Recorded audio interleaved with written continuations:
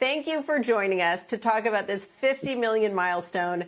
I remember so long ago, people were skeptical of this idea that you could convince people to pay for something they were so used to getting for free. Explain to us how YouTube Music is positioned to compete against Spotify and also against YouTube Music. I'm sorry, Spotify also against Apple Music. Thank you, Julia. It's great to be here. I think what's truly incredible that this number is coming on the heels of our Q2 earnings call, where we announced $7 billion in ad revenue and 83% year-on-year growth. So it's going precisely to your question that it is possible to have a very successful advertising business and at the same time very successful and fast-growing subscription business on the same platform.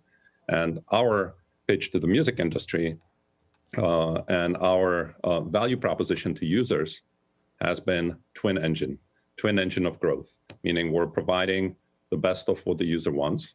And if you focus on the user and you serve them well, it's showing up in the business results. And so we couldn't be thrilled to have both engines of our twin engine growth firing on all cylinders. But Robert, you know, YouTube Music is still much smaller than Spotify. We don't have exact quarterly numbers in Apple Music, but presumably smaller than that one as well. Do you see it as competing directly with those services for subscribers? And how much more room do you think there is to grow this service? What do you think the potential addressable market is? We think it's quite large. So to answer your first question, we're not looking at direct competition because we're a somewhat different consumer experience. Obviously, we're a video platform, which has an audio subscription service combined with video. So the user experience is richer in terms of the volume of content that we have, as well as in terms of the formats available to users. So our expense is different in that regard. But what we really focus on is this twin engine of growth. We don't compare ourselves on a single revenue stream to anyone. We're looking at the combined strength of our business and the value prop to the users. And on that, we feel we have a very, very strong story to tell. And you know, the numbers are speaking for themselves.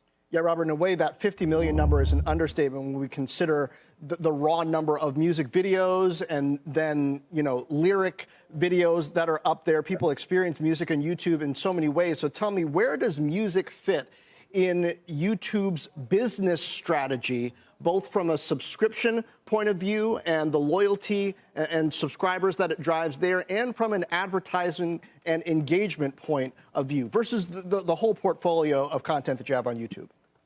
So actually, I love the way you framed it. You said there's a breadth of content, not just the canonical videos, but also lots of other ancillary content surrounding music, which is exactly what I was referring to before. That it's a very, very music-rich experience. I think so if you step back with YouTube, roughly half of YouTube's watch time is creators. You know, this is a creative class, creator economy that didn't exist before YouTube. 25% is music and 25% is media companies. That's sort of the rough lay of the land. So anything that reaches 25% of YouTube is quite large.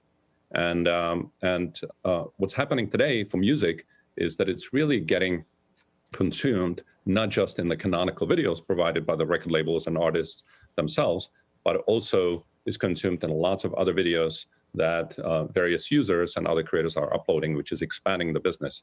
That's why we see the music opportunity for the industry very, very large.